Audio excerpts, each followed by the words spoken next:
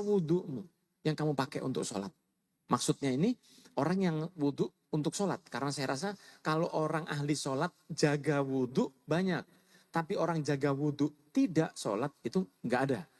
Orang yang jaga wudhu istiqomah sholat. Ketika kamu sholat, bekas wudhumu itu akan bercahaya di hari kiamat. Karena saya ulang bahwa mahsyar itu panas tapi gelap. Bagaimana Rasul bisa menolong? Akan tampak dari wajahnya, dari tangannya, dari kepalanya, dan dari kakinya. Cahaya yang luar biasa. Kemudian Rasul akan tahu, nah ini umat saya. Saya bisa membedakan kamu seperti ketika ratusan ekor kuda hitam dan di dalamnya ada 1 ekor kuda putih.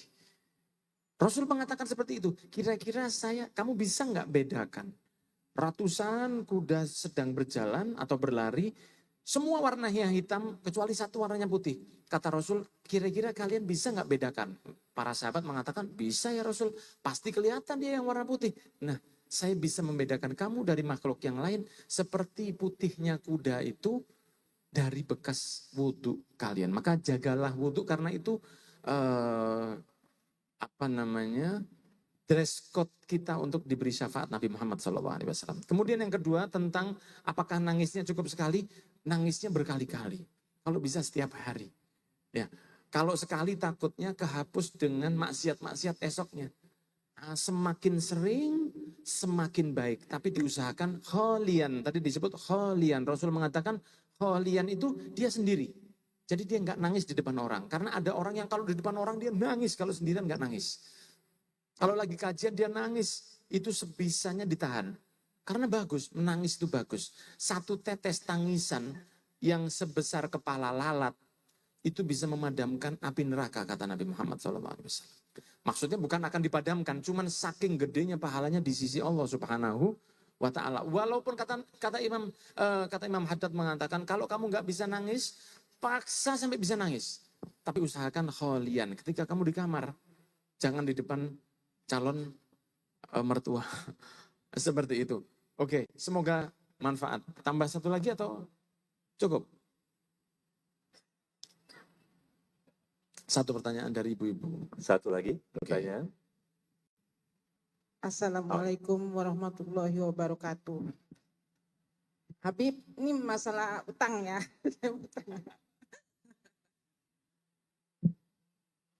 Kan teman punya utang.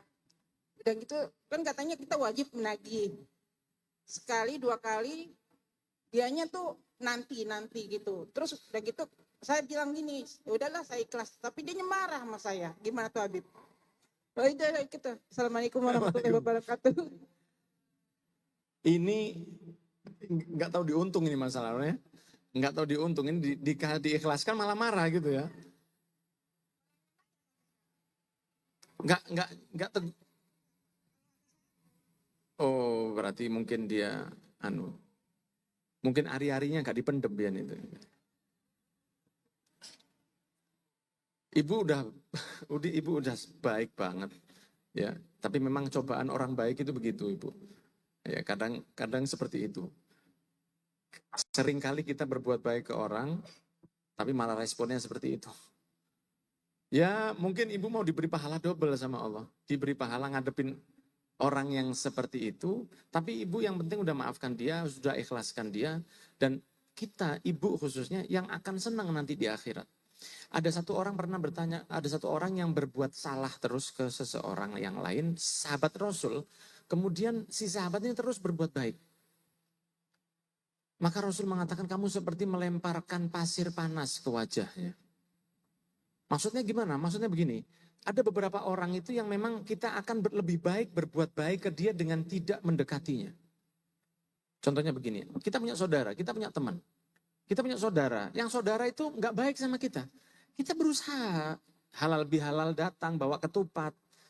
Kita datengin, minta maaf. Kita udah nggak salah, dia yang salah, kita yang minta maaf. Tetap dia yang nggak mau maafin. Dia yang salah. Ya, dia ini mungkin ibunya dulu ngidam sapi, mungkin begini, paham saya. Jadi dia salah, dia enggak mau minta maaf, kita yang ngalah, minta maaf, dia yang marah. Itu terjadi. Saya juga pernah kena yang seperti itu. Nah, kita coba datengin, Dia nggak ngasih muka. Persis sama saya juga pernah kena seperti itu. Dan orang dekat saya. Memang pengkhianatan itu kan dari orang dekat. Kalau orang nggak dekat bukan khianat namanya. Dan itu lebih membuat kita kecewa daripada orang lain bikin masalah sama kita. Nah, lebih baik setelah ibu ikhlaskan dan ibu maafkan, enaknya di akhirat kita nggak ketemu lagi sama dia. Nah, kalau nggak diikhlaskan, apalagi begini, kamu nggak bayar utang, tak tagih di akhirat. Sering kata-kata seperti itu. Memang bisa, tapi dapatnya sedikit. Contohnya begini, kalau ibu tadi udah benar, ibu nanti akan dapat balasan dari Allah langsung. Dan insya Allah akan dapat naungan. Nggak akan panas. Tapi kalau kita ngomong sama orang, ada orang dolim sama kita, dan kita bisa maafkan, tapi kita karena ego, dan itu nggak gampang ya, itu nggak gampang. Secara teori memang mudah, tapi prakteknya harus susah. Ada satu orang misalnya utang sama kita, kemudian nggak bayar, kita katakan saya akan tagih di akhirat. Nanti di akhirat kita dapat apa? Dapat duit yang kita hutangkan ke dia, udah nggak ada duit waktu itu. Terus kita dapat apa? Kita dapat pahala sejumlah butuhnya kita dari duit yang dia pakai. Bayangkan kalau yang diutang cuma 50.000 dan antum orangnya duitnya miliaran. 50.000 buat antum nggak ada artinya. Anda akan dapat pahala nggak ada artinya. Bukan diganti sesuai 50.000 dapat 50.000 lagi, nggak ada udah. Diganti sesuai kebutuhan antum. Dan itu saya rasa nggak banyak. Tapi ketika antum ikhlaskan seperti ibu yang tanya tadi, antum akan ini sekarang udah pindah, yang bayar nanti Allah. Sedangkan Allah mengatakan apa? Innama yuwaffas sabiruna ajruhum bighairi hisab. Allah akan membalas pahala orang yang sabar tanpa hisab. Nah, sehingga kalau ada masalah dengan orang, ini closing statement ya, saya tutup ini sekarang ya. Ada satu sahabat itu yang datang ke Rasul lagi ngajar begini, kemudian satu Rasul mengatakan akan datang sebentar lagi calon penghuni surga. Yang datang sebentar lagi ini calon penghuni surga. Maka mereka semua mengatakan siapa? Apakah sahabat Abu Bakar atau Umar bin Khattab radhiyallahu anhum atau sahabat Utsman bin Affan? Mereka nunggu, ternyata yang datang sahabat baru. Semua bingung, ini siapa? Kata Rasul bakal menghuni surga. Setelah itu pulangnya dia diikuti oleh sahabat Abdullah bin Umar. Datang sahabat Abdullah bin Umar ke rumahnya dan nginep di rumahnya sampai 3 malam. Dia mau tahu amalnya apa? Apa sholat malam? Apa istighfar? Apa nangis? Apa Quran? Dia baca apa? Ternyata dia nggak ngelakuin apa-apa. Sampai hari ketiga sahabat Abdullah bin Umar mengatakan, Bang, udah kita mau tanya langsung sama antum. Beberapa hari yang lalu ingat Rasul duduk sama kita. Oh iya saya ingat, sebelum antum masuk, Rasul mengatakan akan masuk kemari calon penghuni surga. Dan yang masuk itu antum. Ini yang tanya sahabat Abdullah bin Umar bin Khattab. Maka nangislah sahabat tadi. Rasul bilang saya akan masuk surga. Kamu. Sekarang tolong bagi tips supaya saya jadi penghuni surga juga. Apa amalmu? Dia mengatakan amal saya nggak lebih banyak dari amal antum. Antum ini Abdullah bin Umar bin Khattab. Putranya Umar bin Khattab luar biasa. Kecintaannya Nabi Muhammad. Dia tetap mengatakan enggak. Pasti ada amalan. Dia hitung-hitung. Ada sih tapi saya malu mau ngomong. Apa amalanmu? Saya kalau mau tidur, saya saksikan kepada Allah. Ya Allah, saya sudah maafkan semua orang yang pernah bermasalah sama saya.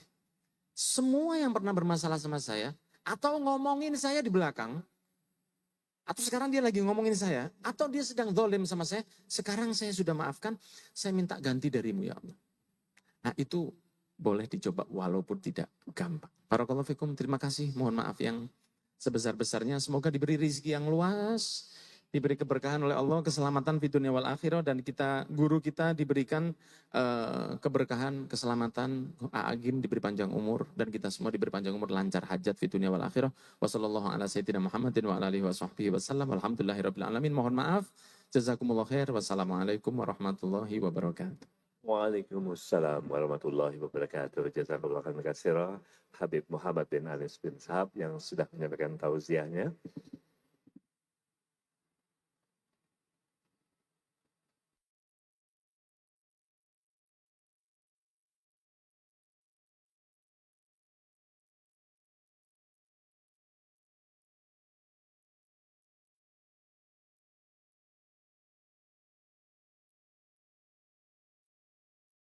Terlebih dahulu presentasi dari pihak DT Peduli yang dalam hal ini akan disampaikan oleh Kang Cecep.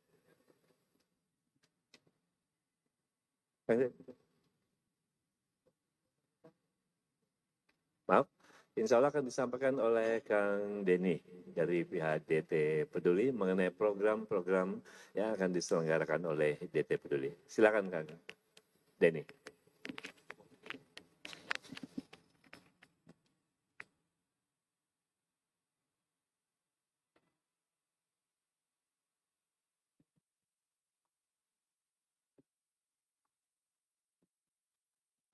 Baik, bismillahirrahmanirrahim.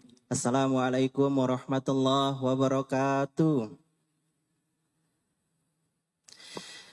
Rabbi sholli sadari wa yassir amri wa qudatan min lisani yafqahu qawli. Allahumma sholli ala sayyidina Muhammad wa sayyidina Muhammad. Apa kabar Bapak Ibu sekalian? Alhamdulillah ya. Alhamdulillah, ini juga di momentum Syawal. Kami mewakili Yayasan Darut Tauhid mengucapkan taqabbal minna wa minkum, mohon maaf lahir batin. Semoga apa yang